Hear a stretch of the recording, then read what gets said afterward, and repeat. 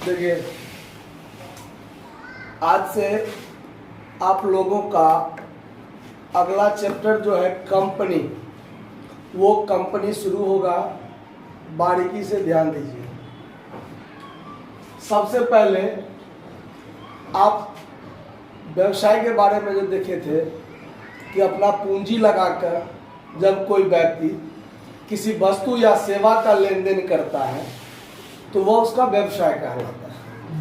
व्यवसाय में हम बताए थे कि व्यवसाय 3 प्रकार का होता है। एक होता है एकांकी व्यवसाय, एक साझेदारी व्यवसाय और एक कंपनी व्यवसाय। ठीक है, तो एकांकी व्यवसाय के बारे में आपने 11वीं में पढ़ा था, जिसमें एक अकेला व्यक्ति होता है, अपना पूंजी लगाता है, संपूर्ण लाभ हानि अकेले लेता है, एकांकी व्यवसाय। फिर साझेदारी हम लोग 12वीं में पढ़ रहे हैं। साझेदारी होता है जब 2 या 2 से अधिक व्यक्ति अपना पूंजी लगाकर एक साथ काम करते हैं और लाभ को आपस में लाभ विभाजन अनुपात में बांट लेते हैं, तो उसे साझेदारी कहते हैं। अब कंपनी क्या होता है, तो एकांकी में एक व्यक्ति, उसमें कमी महसूस हुआ तो साझेदारी बना। 2 या 2 से अधिक व्यक्ति अपना पूंजी, अपना शारीरिक क्षमता, अपना मानसिक क्षमता लगाया, फिर उसमें भी कुछ कमी महसूस हुआ तो धीरे धीरे क्या हुआ, कंपनी का निर्माण हुआ, कंपनी बना, जिसमें व्यक्तियों की कोई संख्या लिमिट नहीं होता है, कोई लिमिट नहीं होता है। तो उसमें लिमिट वाला भी है और अनलिमिट वाला भी है, आगे बताते हैं। इतना सारा टॉपिक आपको ध्यान में अगर रहेगा तो फिर कंपनी आसानी से आप समझ सकते हैं। तो कंपनी क्या होता है, कंपनी कई व्यक्तियों का एक स्वैच्छिक समिति होता है। कंपनी कई व्यक्तियों का, इसमें व्यक्तियों का कोई लिमिटेशन यहाँ नहीं दिया गया है। कंपनी कई व्यक्तियों का एक स्वैच्छिक समिति होता है जो अपना पूंजी लगाकर, और वो पूंजी जो होता है वो हस्तांतरणीय होता है। हस्तांतरणीय का मतलब होता है कि मान लीजिए हम किसी कंपनी में जुड़े हैं, कंपनी में अपना शेयर लिया है, अपना पूंजी लगाया है।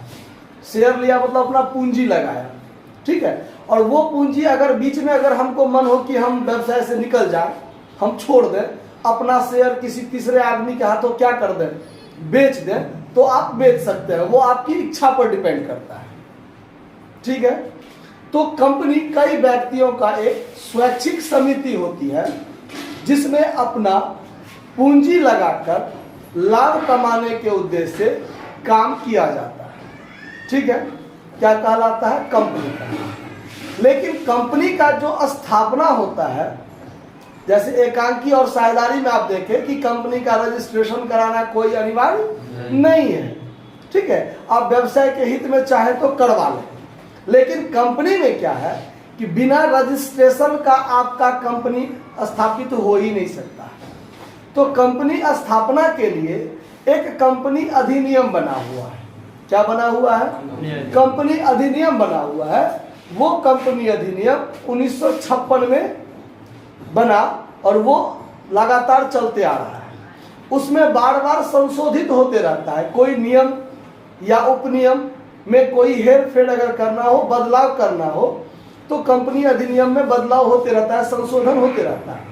और ये संशोधन जिस साल होता है उस साल कंपनी अधिनियम, उसके आगे में वो साल लगा दिया है। जैसे कि अभी हम लोग जो पढ़ रहे हैं कंपनी अधिनियम 2013-2014 ऐसा चल रहा है अभी, ठीक है। तो भारतीय कंपनी अधिनियम जो है वो सबसे पहले आपको 1956 में बना था और उसके आधार पर, उसके नियमों के अनुसार कंपनी का रजिस्ट्रेशन होता है। अगर आप कोई कंपनी बनाना चाहते हैं तो भारतीय कंपनी अधिनियम 1956 में जो बना था उसके अनुसार आप क्या करना चाहते हैं, तो कंपनी को स्थापित करना चाहते हैं तो उसके अनुसार जो भी नियम होगा, जो भी कानून होगा, उसका आपको फॉलो करना पड़ेगा। और बिना कंपनी अधिनियम के अंतर्गत आप कोई कंपनी स्टार्ट नहीं कर सकते हैं। अगर आप करते हैं तो वो आप अनलीगल करते हैं, अवैधानिक रूप से आपका कंपनी चलेगा। बाद में आप पर केस मुकदमा हो सकता है, आप जेल भी जा सकते हैं, आप पर सजा हो सकता है। तो कंपनी वह होता है, कंपनी वैसी संस्था होती है जिसका निर्माण और समापन कंपनी अधिनियम के अंतर्गत ही होता है। कोई अपने मन से जो मन होगा वो नहीं कर सकता है। ठीक है, तो कंपनी की स्थापना भारतीय कंपनी अधिनियम 1956 या उसके उपरांत जो भी कंपनी अधिनियम हो उसके अनुसार ही कंपनी की स्थापना होता है। आया बात समझ में? तो ये आपका टॉपिक हो गया कंपनी से क्या समझते हैं, ये चीज समझ में आया? कोई दिक्कत? फिर आगे कंपनी का विशेषता है। विशेषता तो बहुत सारा है, कुछ हम आपको यहाँ पर दिए हैं जो आपको ध्यान रखना है। 4 या 5 पूछेगा तो यार 5-6 हमने लिख दिया है, उसको ध्यान रखिए। कंपनी एक स्वैच्छिक संस्था होती है, उसमें आप पर कोई दबाव कोई प्रेशर नहीं। आपकी इच्छा है तो आप कंपनी में रहें, ना इच्छा है आप छोड़ के जा सकते हैं, जब मन हो तब जा सकते हैं। आपके आने या आपके जाने से कंपनी पर कोई असर नहीं होने वाला है। जैसे साझेदारी में आप देखें ना कि कोई साझेदार अगर रिटायर कर जाता है या मर जाता है या प्रवेश करता है तो कंपनी का साझेदारी का पुनर्गठन हो जाता है। कंपनी में कोई असर नहीं। एक दिन में हजारों सदस्य आए चाहे छोड़ के जाए, उसको कोई फर्क नहीं पड़ता है। आया बात समझ में? इसीलिए कंपनी को एक कृत्रिम व्यक्ति भी कहा गया है। कंपनी एक कृत्रिम व्यक्ति है जिसका निर्माण कंपनी अधिनियम के अनुसार ही होता है। आया बात समझ में? तो कंपनी क्या है? एक स्वैच्छिक संस्था होती है, ठीक है, जिसमें किसी भी सदस्यों के आने या जाने पर कोई प्रतिबंध नहीं है। कंपनी क्या है? एक कृत्रिम व्यक्ति है। कंपनी क्या है? एक कृत्रिम व्यक्ति। जैसे हम आप एक व्यक्ति है ना, हम अपने अधिकार में संपत्ति भी रखते हैं, दायित्व भी रखते हैं, अपना मोबाइल रखते हैं, मोबाइल नंबर रखते हैं, है ना, अपना नाम है, हम साइन करते हैं, हमारा अपना भी कुछ अधिकार है ना। तो हम तो प्राकृतिक आदमी हैं, क्योंकि प्रकृति द्वारा निर्माण हुआ है। लेकिन कंपनी भी एक व्यक्ति है, लेकिन वो कृत्रिम व्यक्ति है। हमारे आपके ऐसा हाथ पैर ये सब कुछ नहीं है, खाता उता नहीं है, लेकिन वो एक कृत्रिम व्यक्ति है। उसका अपना अस्तित्व है और सदस्यों से पृथक अस्तित्व है। उसका सदस्य बोले ना आए या जाए कोई फर्क नहीं पड़ता, वो अपने आप में क्या है?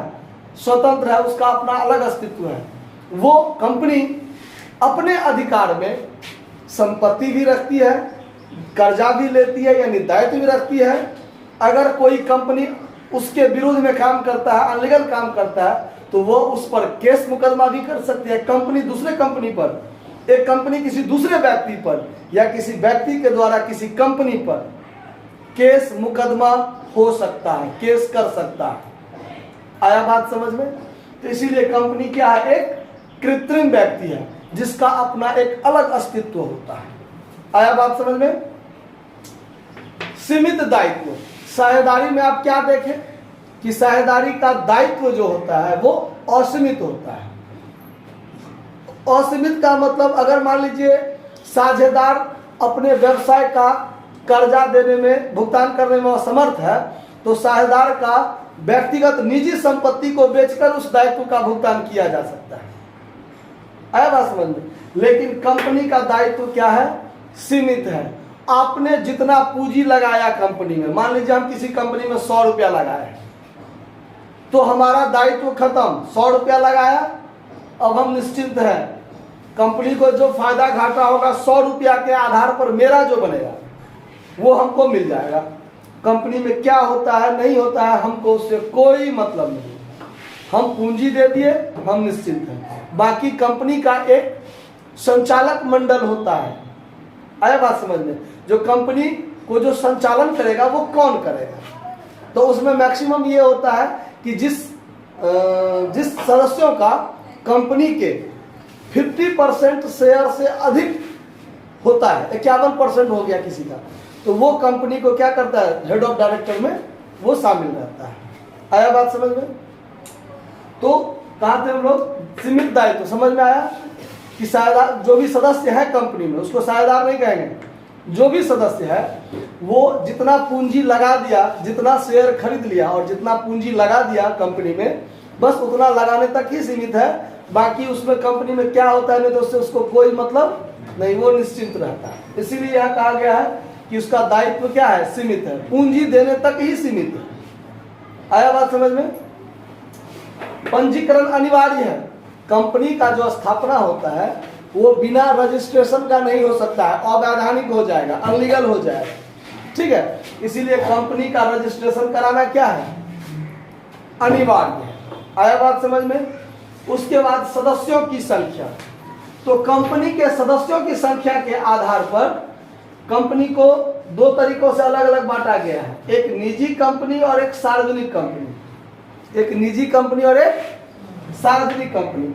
तो कंपनी सदस्यों के संख्या का जो आधार बनता है वो अगर निजी कंपनी है, अगर निजी कंपनी है तो कम से कम 2 व्यक्ति और अधिक से अधिक 200 व्यक्ति तक सीमित है। अगर निजी कंपनी है, कोई प्राइवेट कंपनी है, तो कम से कम कितने व्यक्ति हो सकते हैं? ऑब्जेक्टिव में ये बात ध्यान रखना है कि कम से कम 2 व्यक्ति होगा और अधिक से अधिक 200 व्यक्ति तक हो सकते हैं। और वो 200 व्यक्ति संयुक्त रूप से एक ही आदमी कहलाता है। 200 आदमी अपना अपना पूंजी लगाता है। 200 आदमी तक, कम से कम 2, अधिक से अधिक 200 व्यक्ति आपस में क्या लगाता है, पूंजी लगाता है। और वो 200 व्यक्ति को आपस में संयुक्त रूप से एक व्यक्ति ही माना जाता है। आया बात समझ में? तो क्या कहलाता है वो, निजी कंपनी। ठीक है। और एक होता है सार्वजनिक कंपनी। ये कंपनी के प्रकार में बहुत सारा प्रकार आपको बुक में मिल जाएगा, लेकिन जो जरूरी है हमने सिर्फ उतना ही यहाँ रखा है। 1 मैन कंपनी भी कहलाता है, 1 पर्सन कंपनी, एक व्यक्ति वाला कंपनी भी होता है ऐसा। ठीक है, जिसमें सिर्फ एक अकेला व्यक्ति ही अपना चलाता है। ठीक है, लेकिन आपको जरूरी रूप से आपको बुक में 2 प्रकार पढ़ना है, एक निजी कंपनी और एक सार्वजनिक कंपनी। तो निजी कंपनी क्या होता है उस पर ध्यान दीजिए। निजी कंपनी होता है वैसी कंपनी जिसमें कम से कम 2 व्यक्ति और अधिक से अधिक 200 व्यक्ति तक सीमित है। ठीक है, और ये 200 व्यक्ति मिलके जो अपना पूंजी लगाया है, अपना अपना शेयर लगाया है ना, वो शेयर किसी तीसरे के पक्ष में वो हस्तांतरण नहीं कर सकता है। जैसे मान लीजिए एबीसी कोई प्राइवेट लिमिटेड कंपनी है, उसमें मैंने कुछ शेयर दिए हैं, कुछ शेयर खरीदे हैं, मैंने अपना पूंजी लगाया है। अब मैं चाहता हूं कि वो शेयर बेच दूं, तो मैं आपके हाथों वो शेयर किसी बाहरी आदमी के हाथों या किसी के पक्ष में वो शेयर हम नहीं बेच सकते हैं। इसीलिए निजी कंपनी के जो अंश होते हैं, पूंजी लगाने के लिए अंश जो होता है, उसका हस्तांतरणीय पर रोक होता है। वो अपना शेयर किसी के पक्ष में बेच या खरीद दूसरे का नहीं सकता है। आया बात समझ में? इसीलिए यह क्या होता है, निजी कंपनी होता है। आया बात समझ में? और एक होता है सार्वजनिक कंपनी, पब्लिक कंपनी। ये निजी कंपनी का जो भी नाम होगा उसके नाम के अंत में प्राइवेट लिमिटेड शब्द लगाना जरूरी है, PVT.LTD। आप देखते हैं कितना के जगह में लिखा था ना, फला प्राइवेट लिमिटेड कंपनी, कोई नाम दे देगा प्राइवेट लिमिटेड कंपनी, यानी वो प्राइवेट लिमिटेड निजी कंपनी है। ठीक है। और एक होता है सार्वजनिक कंपनी। तो सार्वजनिक कंपनी के नाम के अंत में प्राइवेट लगाना नहीं है, सिर्फ लिमिटेड शब्द लगाना पड़ता है। एबीसी लिमिटेड या एबीसी कंपनी लिमिटेड। आया बात समझ में? अगर एबीसी प्राइवेट लिमिटेड हो गया तो वो निजी कंपनी हो गया, और सीधे एबीसी कंपनी लिमिटेड हुआ, मतलब सार्वजनिक कंपनी है। ठीक है। तो सार्वजनिक कंपनी क्या होता है, सार्वजनिक कंपनी में कम से कम 7 व्यक्ति होंगे। याद रखना है, ऑब्जेक्टिव में ऐसा पूछेगा। जैसे साझेदारी होता है ना, कम से कम कितने व्यक्ति, 2, अधिक से अधिक 50, उसके बाद बैंकिंग में अधिक से अधिक 10, ऐसा याद रखेगा ना। वैसे इसमें आपको याद रखना है कि सार्वजनिक कंपनी में कम से कम 7 व्यक्ति हो सकते हैं, और अधिक से अधिक सार्वजनिक कंपनी में अधिक से अधिक पर कोई रोक टोक नहीं है। लाखों करोड़ों व्यक्ति हो सकते हैं, अरबों व्यक्ति हो सकते हैं, जितना कंपनी ने जितना शेयर जारी किया है। अब ये शेयर अंश क्या होता है वो यहां से बताएंगे, समझाएंगे, ध्यान रखिएगा। तो जितना नंबर ऑफ शेयर है कंपनी में, वो नंबर ऑफ शेयर तक व्यक्ति की संख्या हो सकता है। अब इसके लिए 1 मिनट समझ ही लीजिए, ये अंश क्या होता है वो समझ लीजिए। जैसे मान लीजिए हम एक कंपनी बनाए हैं, ठीक है। अब कंपनी में 10 लाख रुपया लगा के हम क्या किए हैं, व्यवसाय शुरू कर रहे हैं, कंपनी स्टार्ट कर रहे हैं 10 लाख रुपया से। अब 10 लाख रुपया में ये होगा कि उसमें जितना संपूर्ण पूंजी है ना, संपूर्ण पूंजी को एक छोटे छोटे टुकड़ा में बांट देंगे। टुकड़ा में बांटने का मतलब नहीं कि कट पीस कर देंगे उसको, ऐसा नहीं। इसका मतलब कि उसको एक ऐसा न्यूनतम राशि उसका मूल्य रखा जाए, एक शेयर का मूल्य, ताकि एक रिक्शा चालक वाला, एक कोई भी गरीब से गरीब बंदा वो शेयर खरीद सके। आया बात समझ में? तो किसी कंपनी का एक शेयर का मूल्य 10 रुपया भी हो सकता है, 100 रुपया भी हो सकता है, 20 रुपया भी हो सकता है, 50 रुपया भी हो सकता है, 1000 रुपया भी हो सकता है। वो इच्छा पर, कंपनी के इच्छा पर डिपेंड करता है, उसके संचालक मंडल की इच्छा पर डिपेंड करता है कि वो कंपनी का शेयर का वैल्यू क्या रखा जाए। आया बात समझ में? जैसे मान के चलते हैं कि हम कोई कंपनी शुरू कर रहे हैं 1 लाख रुपया लगा के, और एक शेयर का मूल्य कितना रखे हैं, 10 रुपया। आप यदि एक शेयर खरीदिएगा तो आप हमारे कंपनी में 10 रुपया लगाइएगा। यदि आप 2 शेयर खरीदिएगा हमारे कंपनी में तो 20 रुपया लगाइएगा। यदि 100 शेयर खरीदिएगा तो 1000 रुपया लगाइएगा। तो नंबर ऑफ शेयर कितना हो जाएगा? मान लीजिए एक शेयर का वैल्यू 10 रुपया बनाया और 1 लाख रुपया से व्यवसाय स्टार्ट कर रहे हैं, तो 1 लाख रुपया में 10 रुपया एक शेयर का दाम है। 10 रुपया से क्या कर दीजिए, भाग दे दीजिए, और जब भाग दीजिएगा तो नंबर ऑफ शेयर कितना निकलेगा, 10,000। कितना निकलेगा? 10,000। यानी 10,000 नंबर ऑफ शेयर हो गया। अब कोई कितना शेयर खरीदता है उतना 10% ही देना पड़ेगा उसको। अगर आप 200 शेयर खरीदिएगा तो 200 गुने 10, 2,000 रुपया आप कंपनी में लगाइएगा। कोई 50 शेयर खरीदेगा तो 50 गुने 10 रुपया यानी 500 रुपया को कंपनी में देगा। 50 शेयर खरीदेगा तो 10 रुपया के दर से 500 रुपया देगा ना। और कोई 500 शेयर खरीदेगा तो 500 गुने 10, 5,000 कंपनी में लगाएगा। तो ये होता है अंश, ठीक है। तो सार्वजनिक कंपनी पड़ती, तो यहाँ जो अंश होता है ना, जो आदमी अपना पूंजी लगाया कंपनी में तो वो नंबर ऑफ शेयर लेता है। अब ये नंबर ऑफ शेयर क्या है वो समझिए। शेयर कोई वस्तु नहीं है, वो एक आवेदन फॉर्म होता है। क्या होता है? आप एक रिसिप्ट लेते हैं ना, अगर कहीं पैसा जमा करते तो रिसिप्ट लेते हैं ना, तो वो एक पेपर होगा, एक डॉक्यूमेंट्स होगा। उस पर आपने आपका नाम, कंपनी का नाम, नंबर ऑफ शेयर, आपने कितना शेयर खरीदा है, पर शेयर कितना वैल्यू है। आया बात समझ में? करके नंबर ऑफ शेयर, आप 10 को शेयर लिए हैं और 10 रुपया दाम है तो आप 100 रुपया दीजिएगा कंपनी में। समझ में आ रहा बात? तो आप 100 रुपया कंपनी को दे दिए तो उसका आपको रिसिप्ट मिल जाएगा ना। इसका मतलब वो बता रहा है कि आपने 10 शेयर क्या किया है, कंपनी में खरीदा है, और आपने कंपनी में 100 रुपया लगाया। तो आपने ना, जैसे मान लीजिए बताया है 10,000 शेयर, बताया ना 10,000 शेयर हुआ, 1 लाख रुपया से व्यवसाय शुरू किया। अब कंपनी को मान के चलते हैं 50,000 का फायदा हुआ साल में, 50,000 का फायदा हुआ, तो एक शेयर पर कितना फायदा हुआ वो बताइए। जैसे 10,000 शेयर है, कितना शेयर है? 10,000। अब 10,000 शेयर का 1 लाख हुआ ना। अब 1 लाख पूंजी चला है और उससे 50,000 का लाभ हुआ कंपनी में, तो एक शेयर पर कितना रुपया लाभ हुआ? 5 रुपया। अब कोई 2 शेयर खरीदा है मान लीजिए, तो वो 20 रुपया लगाया होगा कंपनी में। एक शेयर पर 5 रुपया लाभ हुआ, तो यानी 10 रुपया उसको लाभ हुआ, उसको 10 रुपया लाभ मिलेगा।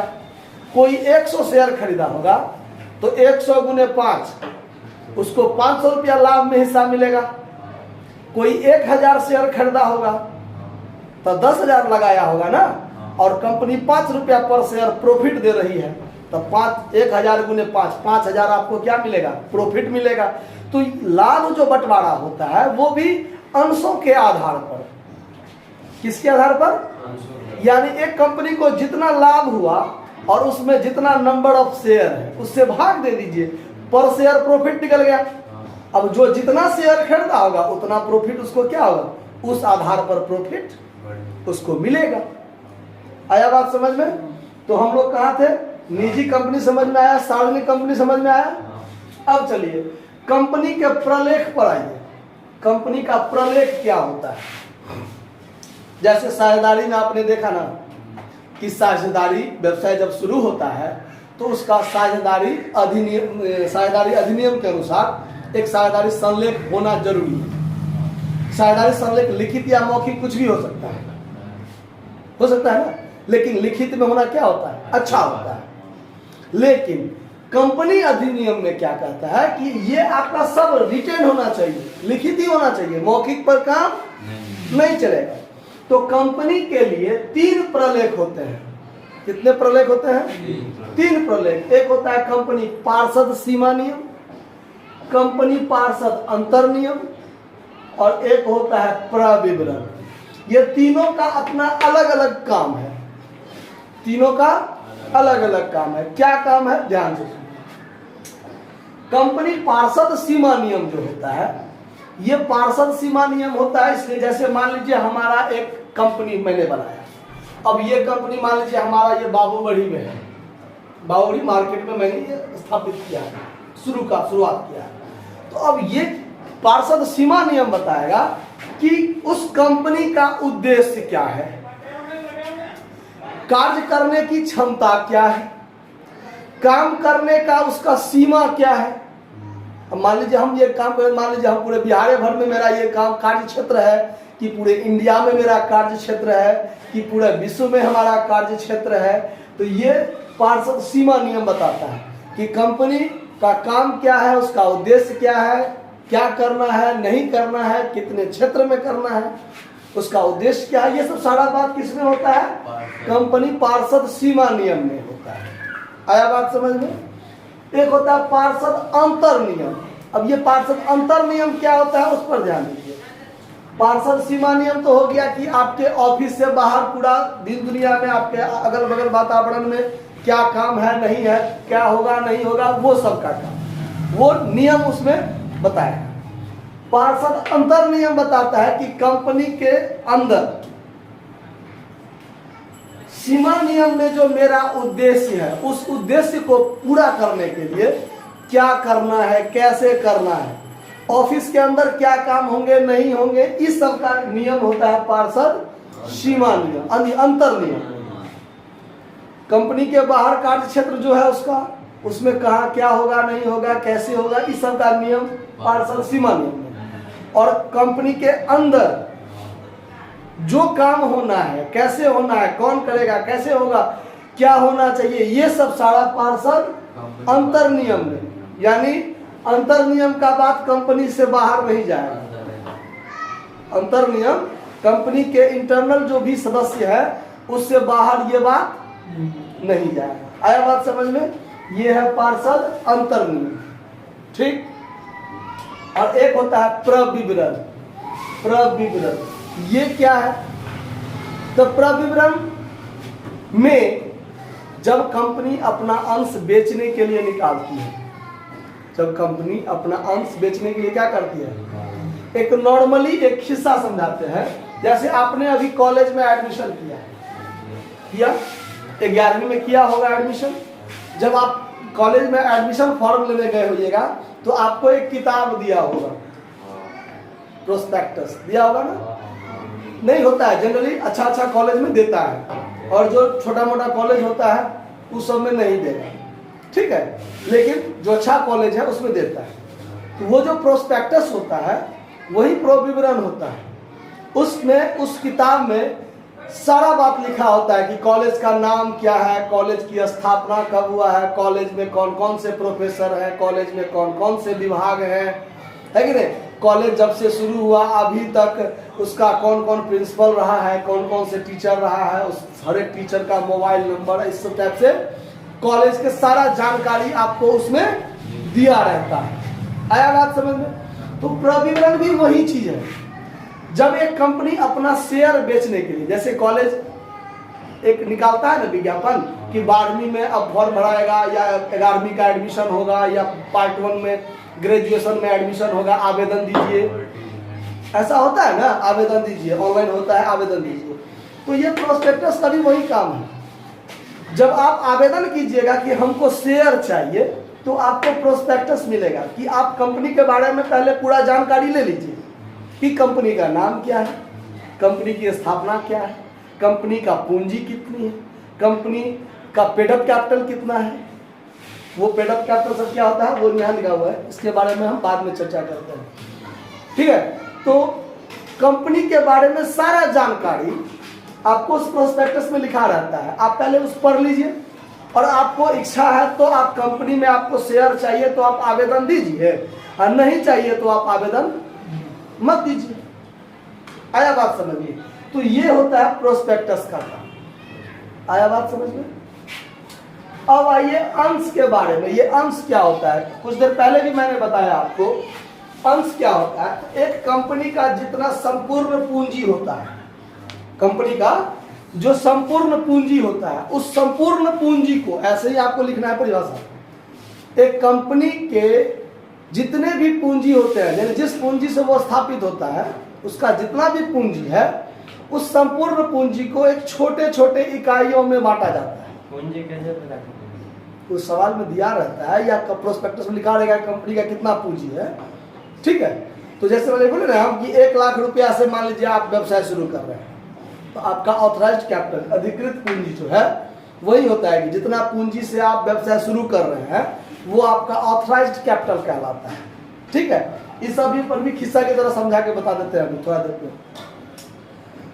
तो अंश क्या होता है, जैसे संपूर्ण पूंजी 1 लाख होता है ना, और आपको क्या बताया कि उसको एक छोटे छोटे यूनिट में बांटा जाता है, ताकि हर व्यक्ति, हर जनता, जो भी जनता को इच्छा हो कि हम कंपनी में पैसा लगाएं, वो शेयर खरीद ले।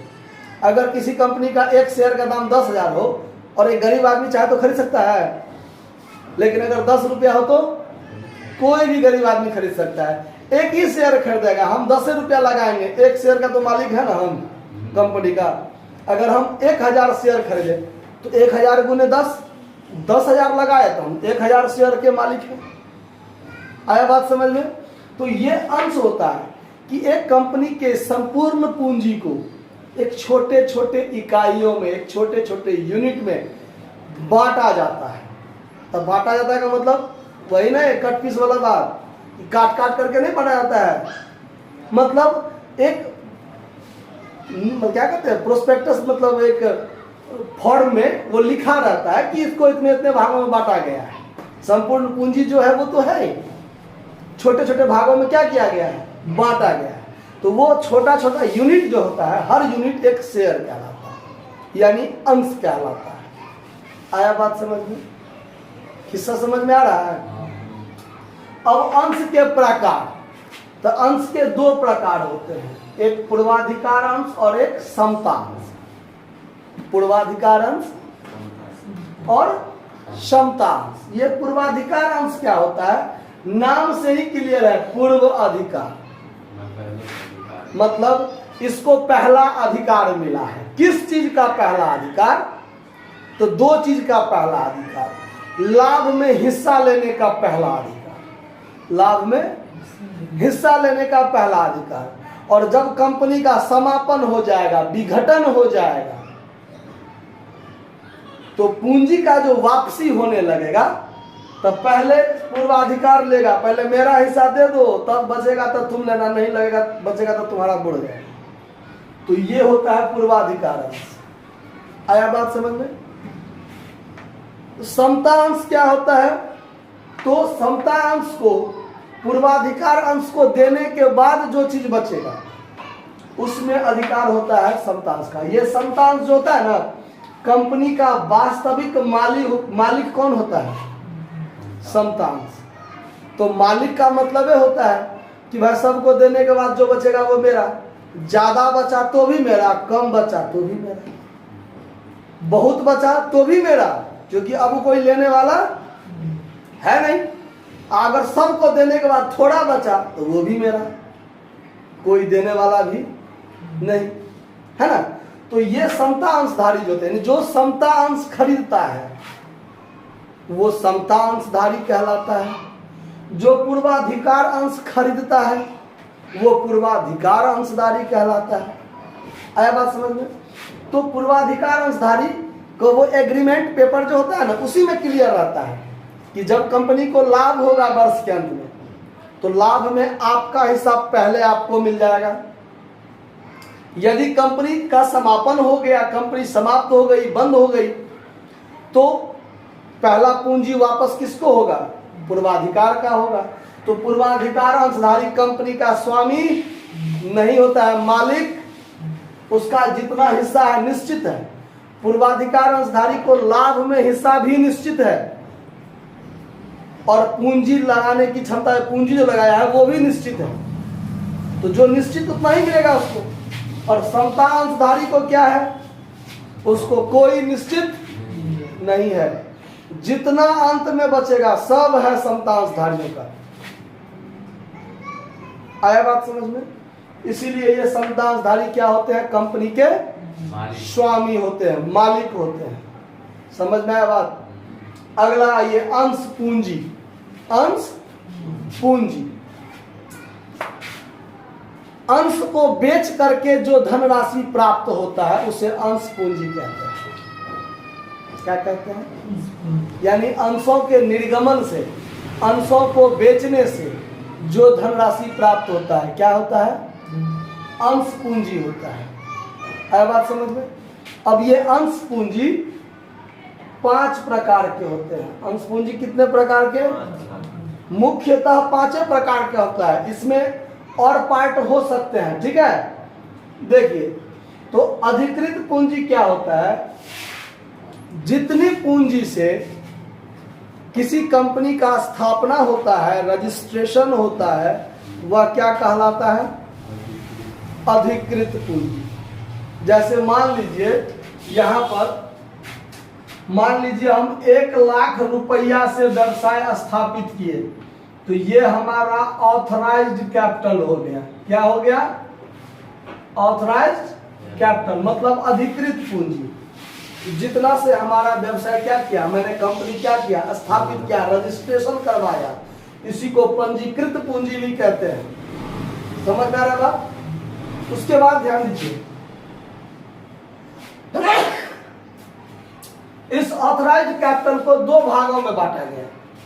इसको क्या किया गया? 2 भागों में बांटा गया। जैसे मान के चलिए हम 1 लाख रुपया से कोई व्यवसाय शुरू किए हैं, 1 लाख रुपया से एक दुकान शुरू किया, मान के चलते हैं एग्जाम्पल। उसमें से ऐसा होता है ना कि 60 हजार या 70 हजार का एक हम दुकान में माल लगाते हैं, अब 30-40 हजार का माल हम अपने गोदाम में रखे होते हैं, गोदाम में रखे होते हैं कि ये जब बिक जाएगा ना और जरूरत लगेगा तो उसको हम क्या करेंगे? ले आएंगे। उसी प्रकार यहाँ ऑथराइज्ड कैपिटल को 2 भागों में बांटा गया। जितने भागों को हम बेचने के लिए निकाल दिए उसे हम इशूड कैपिटल कहते हैं। क्या कहते हैं? यानी निर्गमित पूंजी। पूंजी निर्गमित अंश पूंजी। और जिसको बेचने के लिए नहीं निकाले हैं उसे हम अनइशूड कैपिटल कहते हैं। मतलब जितना बेचने के लिए निकाल दिए वह हो गया इशूड कैपिटल, निर्गमित अंश पूंजी। और जिसको बेचने के लिए नहीं निकाले हैं वो अनइशूड शेयर कैपिटल। आया बात समझ में? तो इसका हमको कहीं कोई जरूरत नहीं है। आगे बढ़ेगा काम किस चीज पर? Issued capital. ठीक, फिर इसको 2 भागों में बांट दिया गया इशूड कैपिटल को। जैसे अभी बताया है कि 70 हजार रुपया हमने दुकान में रखा और 30 हजार का गोदाम में रखे हुए हैं, तो 70 हजार हम बेचने के लिए निकाले और 30 हजार गोदाम में रखे हुए हैं, तो वो नहीं निकाले। अब जो 70 हजार हम बेचने के लिए निकाले वो जरूरी है 70 का 70 हजार बिकिए जाएगा? ऐसा भी होता है ना, 60 हजार का बिक गया, 10 हजार का बच गया है। 60 हजार का क्या हुआ? बिक गया और 10 हजार का बच गया। तो ये जो इशूड कैपिटल है, यानी जितना हम बेचने के लिए निकाले उसको 2 भागों में बांट दिया।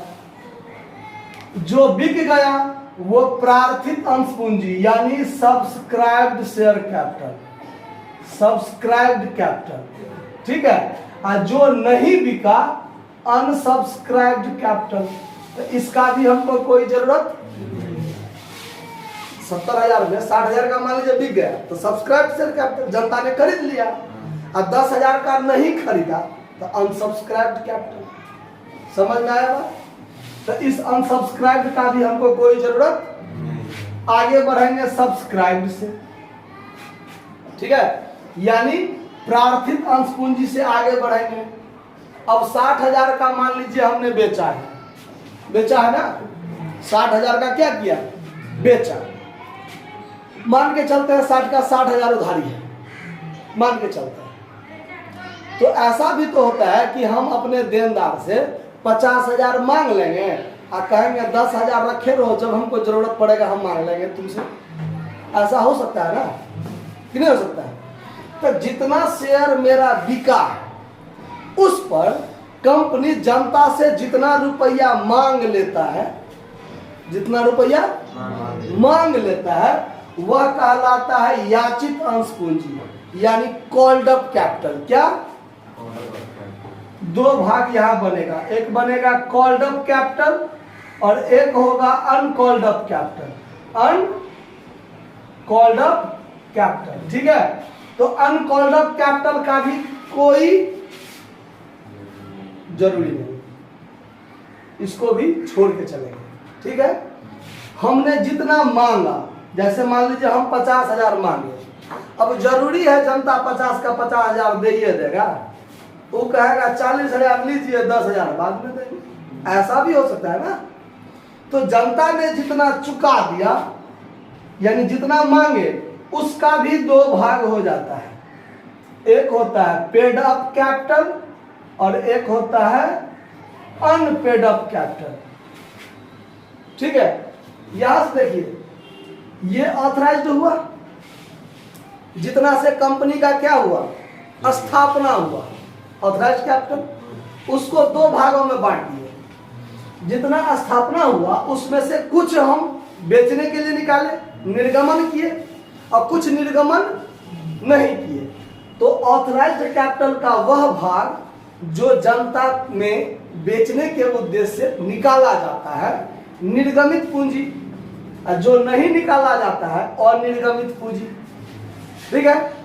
फिर जितना निर्गमन कर दिया बेचने के लिए, सारा का सारा बिकिए जाएगा, जरूरी तो नहीं है। तो निर्गमित अंश पूंजी का वह भाग जो जनता क्या कर लिया, खरीद लिया, जो जनता खरीद लिया, वह प्रार्थित अंश पूंजी मतलब सब्सक्राइब्ड शेयर कैपिटल, और जो नहीं खरीदा वह अनसब्सक्राइब्ड शेयर कैपिटल है, अप्रार्थित पूंजी, ठीक है। फिर जितना जनता ने खरीद लिया उसमें से हमने जितना मांगा, यानी कंपनी ने जितना मांगा, वह हुआ कॉल्ड अप कैपिटल, याचित अंश पूंजी, और जो नहीं मांगे वो अयाचित पूंजी, अनकॉल्ड अप कैपिटल, ठीक है। और जितना मांगे अगर पूरा का पूरा दे दिया तो पूरा का पूरा पेड अप कैपिटल, अगर कुछ दिया कुछ नहीं दिया तो मांगी गई पूंजी यानी याचित पूंजी का वह भाग जो जनता ने चुका दिया वह पेड अप कैपिटल, और जो जनता ने नहीं चुकाया वह अनपेड अप कैपिटल। समझ में आया? तो सवाल आपका जब भी बनेगा वो सब्सक्राइब्ड पर बनेगा, ध्यान रखिएगा। कितना से स्थापित हुआ उससे कोई मतलब नहीं, कितना निकाले बेचने के लिए उससे कोई मतलब नहीं, जनता ने जितना खरीदा। तो जब जनता जितना शेयर खरीदेगा हम उतना ही शेयर का पैसा में उससे लेंगे। आया बात समझ में? तो ये सवाल जब भी बनेगा किस पर, तो जनता ने जितना आवेदन दिया उस पर, ध्यान रहेगा बात। अब चलिए, तो ये चीज समझ में आ गया, इतना टॉपिक। अगला टॉपिक पर आइए, अंशों के निर्गमन के शर्तें, अंशों के निर्गमन की शर्तें। और अंश का जो निर्गमन होता है तो वो निर्गमन होने का 3 तरीका था पहले, अब एक तरीका खत्म हो गया, ये तरीका अब खत्म हो गया है, ठीक है। पहले 1-2 साल पहले जो हम लोग पढ़ाते थे उसमें 3 तरीका था। एक तरीका था आपका सममूल्य पर अंशों का निर्गमन, एक प्रीमियम पर अंशों का निर्गमन, और एक छूट पर अंशों का निर्गमन। हमने जो आपको थ्योरी दिया उसमें सारा बात लिखा हुआ है, ठीक है। तो सममूल्य पर अंशों का निर्गमन क्या होता है वो ध्यान दीजिए।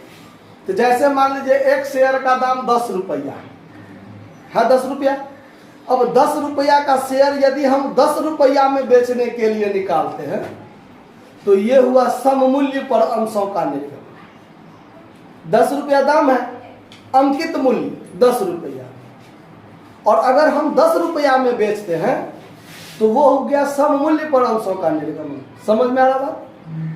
प्रीमियम पर अंशों का निर्गमन मतलब अधिमूल्य पर, अधिमूल्य मतलब अधिक मूल्य पर। 10 रुपया का शेयर है, यदि हम 11 रुपया में बेचते हैं तो ये हो गया प्रीमियम पर अंशों का निर्गमन। ठीक है। छूट पर निर्गमन, यदि 10 रुपया का शेयर 9 रुपया में बेचते हैं मतलब अंकित मूल्य से कम मूल्य पर बेचते हैं तो वो हो गया छूट पर अंशों का निर्गमन। लेकिन धारा 54 जो दिया है अब कंपनी अधिनियम का, वो ये कहता है कि कोई भी नया कंपनी अंशों को छूट पर निर्गमन नहीं कर सकती है। इससे कंपनी के प्रेस्टीज पर क्या कहते हैं, इज्जत पर धक्का लगता है। इसका मतलब कंपनी क्या है, कमजोर है, इसीलिए अपने अंशों को छूट पर क्या कर रही है, बेच रही है। इसीलिए कंपनी, नया कंपनी नए अंशों का निर्गमन, कोई भी कंपनी नए अंशों का निर्गमन छूट पर नहीं कर सकती है। आया बात समझ में? समझ में आ रहा बात? उसके बाद अंशों के निर्गमन के प्रतिफल, यानी अंशों का जो निर्गमन होता है उसके बदले में क्या मिलता है ना? तो अगर कंपनी अंशों का निर्गमन करती है तो वो 2 तरीकों से, या तो उसको कैश का जरूरत है तो अंश का निर्गमन कर सकती है, या फिर कैश नहीं चाहिए हमको, हम कोई संपत्ति खरीद लिए हैं आपसे और आपके बदले में अंश निर्गमन कर दिए। आप अगर हम कैश में निर्गमन करते, मान लीजिए आप एक मशीन का बहुत बड़ा बिजनेसमैन है, ठीक है, हम अंश को निर्गमन करेंगे, उससे रुपया लेंगे और आपको मशीन खरीदेंगे आपसे, तो आपको कैश देंगे और मशीन ले लेंगे। एक शर्त। दूसरा शर्त, हमको अंश निर्गमन करना है ना, हम कहीं नहीं करके आप हमको मशीन दे दिए और हम आपको शेयर दे दिए। अगर आप इच्छा है आपका कि हम हमारे कंपनी में शेयर ले लें तो हम आपके नाम से शेयर क्या कर देंगे, जारी कर देंगे। तो यहाँ कैश के बदले नहीं ना हुआ अंशों का निर्गमन, संपत्ति के बदले अंशों का निर्गमन है ना।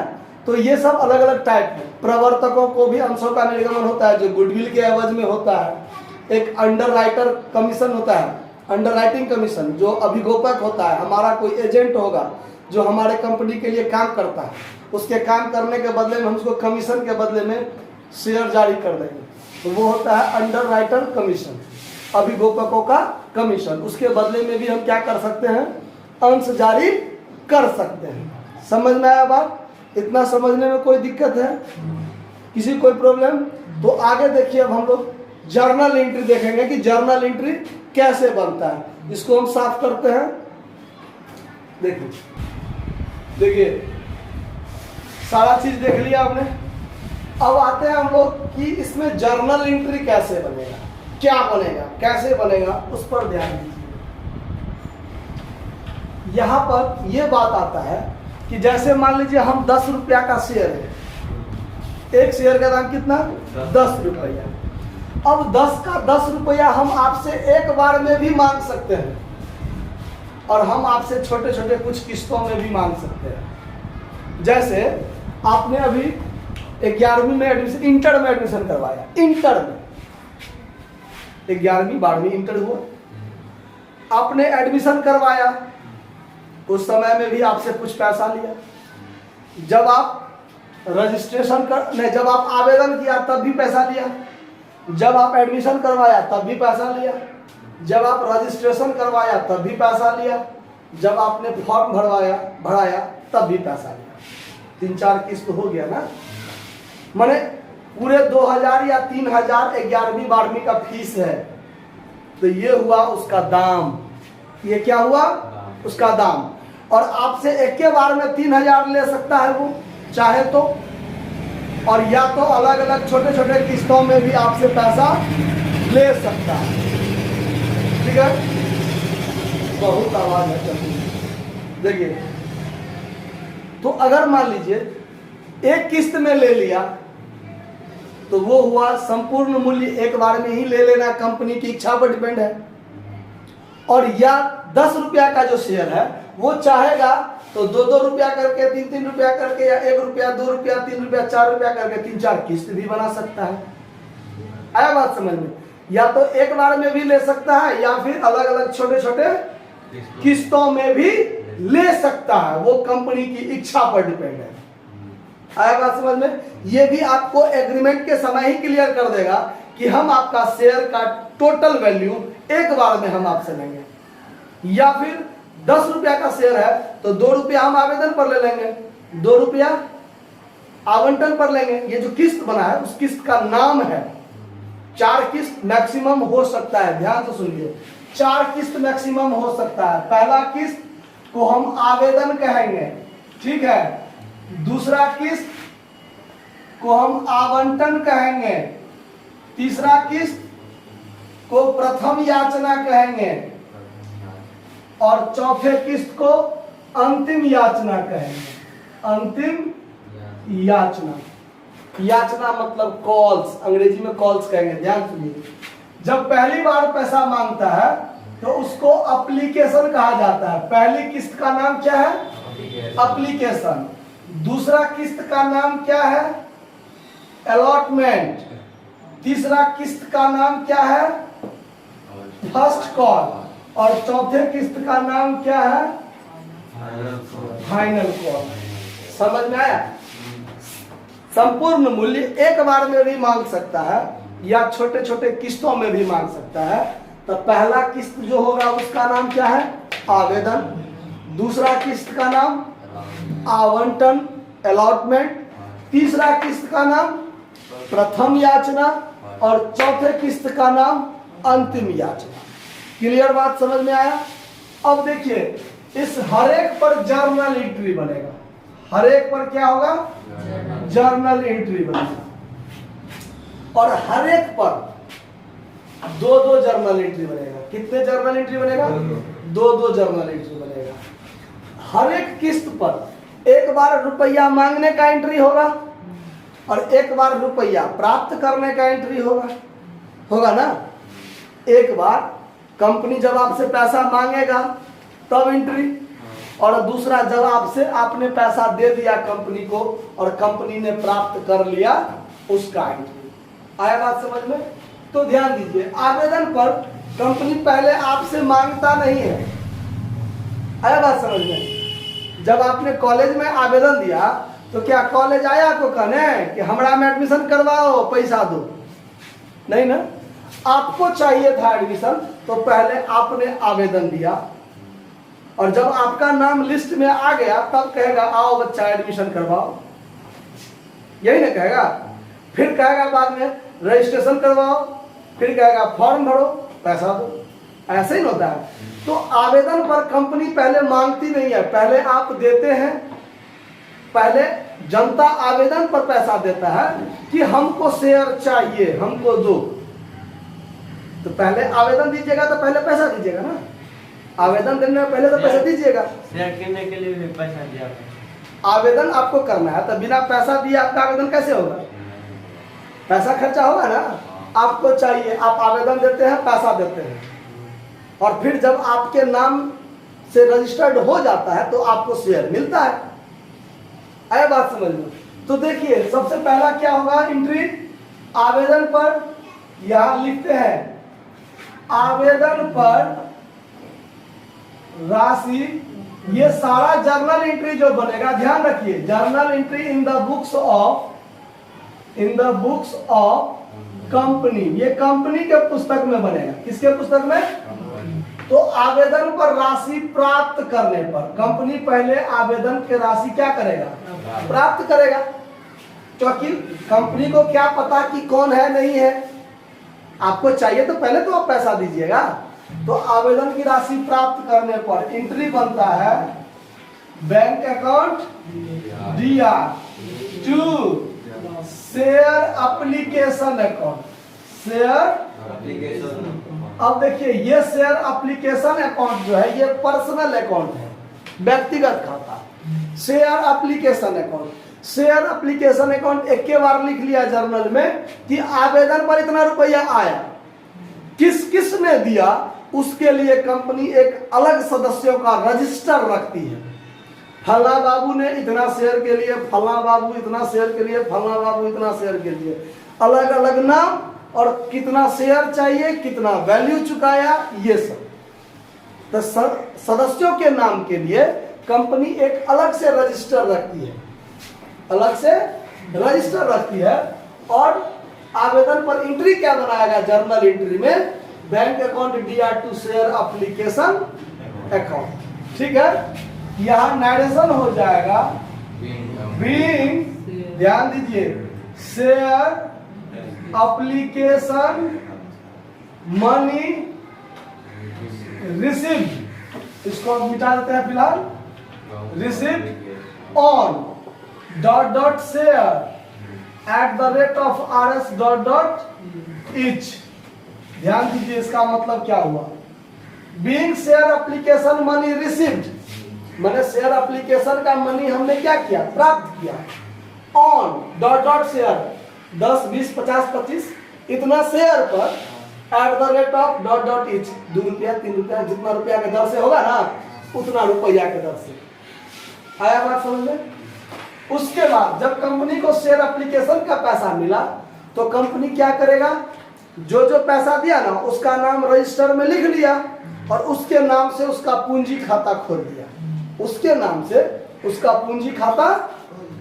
तो ये जो क्रेडिट है इसको डेबिट करके समाप्त कर देगा। शेयर एप्लीकेशन अकाउंट दिया और 2 में हो जाएगा शेयर कैपिटल अकाउंट। क्या हो जाएगा, नरेशन लिख देगा, being share application money transferred to share capital account. Share समझ में आया बात, कोई दिक्कत, एप्लीकेशन का दोनों एंट्री क्लियर। अब देखिए अलॉटमेंट पर क्या बनेगा, अलॉटमेंट पर क्या बनेगा,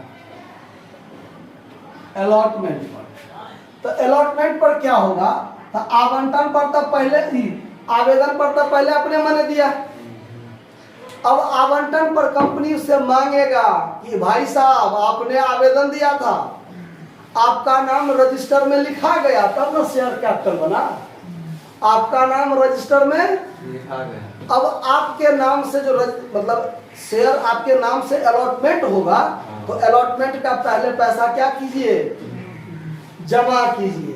अब कंपनी आपसे मांगेगा, अब कंपनी आपसे क्या करेगा, मांगेगा। तो मांगेगा तो मांगने पर शेयर अलॉटमेंट अकाउंट को ड्यू किया जाएगा, उसका पैसा बकाया है ना, देनदार बनाया जाएगा। तो पहले लिख लेते हैं आवंटन की राशि कंपनी द्वारा मांगने पर, क्या करने पर, और ये किससे मांगता है, आम जनता से। तो यहां हो जाएगा शेयर अलॉटमेंट अकाउंट दिया, share allotment account to share capital account, to share capital account. Narration हो जाएगा being share allotment money due on dot dot share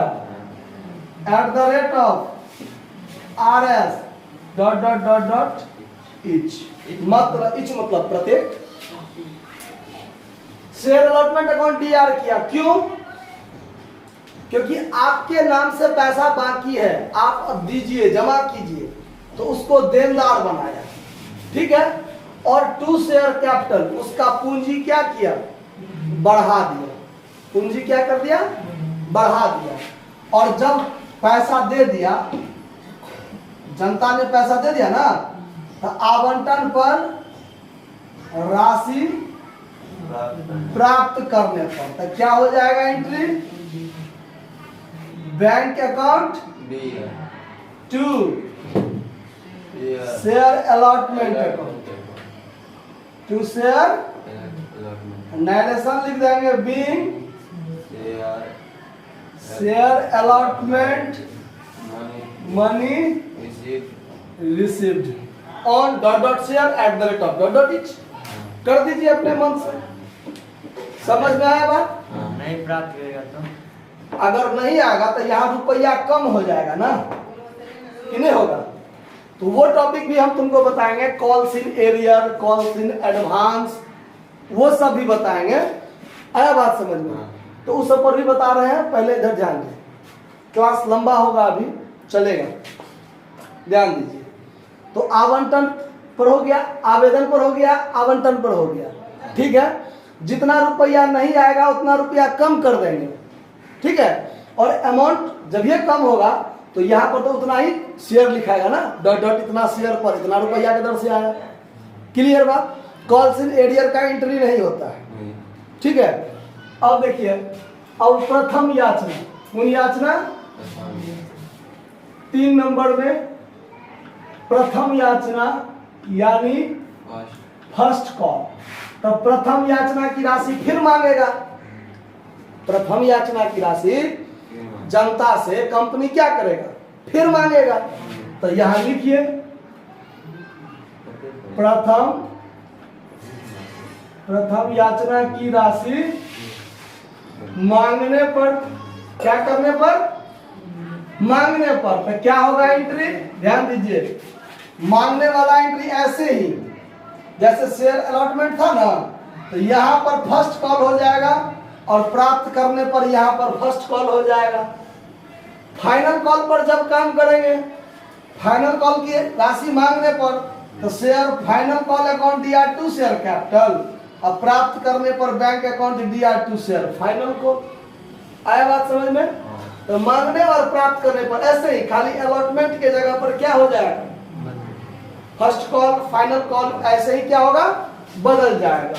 तो जैसे वो बता देते हैं, प्रथम याचना की राशि मांगने पर एंट्री होगा share first call account DR2 share capital account, narration being share first call money due on dot dot share at the rate of dot dot etch. आया बात समझ में? और जब इसी का प्राप्त हो जाएगा तो वो भी लिख देते हैं, प्रथम याचना की राशि प्राप्त होने पर, प्राप्त होने पर क्या होगा? Bank account DR2 share first call account. समझ में आया? Being share first call money received on dot dot share at the rate of RS dot dot etch. अब देखिए, फाइनल कॉल वाला सेम टू सेम ऐसे, फर्स्ट के जगह पर फाइनल लिखा जाएगा, यहाँ भी फाइनल लिखा जाएगा। आया बात समझ में? इतना चीज को समझने में कोई दिक्कत? एंट्री तो ये है, एगो बैंक वाला एंट्री और एगो शेयर कैपिटल वाला एंट्री है ना। यहाँ पर शेयर एप्लीकेशन क्रेडिट है तो यहाँ डेबिट होके समाप्त है, यहाँ शेयर अलॉटमेंट डेबिट है तो यहाँ क्रेडिट होके समाप्त है, यहाँ शेयर फर्स्ट कॉल डेबिट है तो यहाँ क्रेडिट होके समाप्त है। ऐसे ही होगा, यानी अंश के निर्गमन का जो एंट्री होता है, यदि सोलहनी राशि एक बार में मांग ले, सोलहनी राशि मतलब टोटल अमाउंट 10 का 10 रुपया एक बार में मांग ले, तो bank account DR2 share capital account, और कोई दूसरा तीसरा एंट्री नहीं।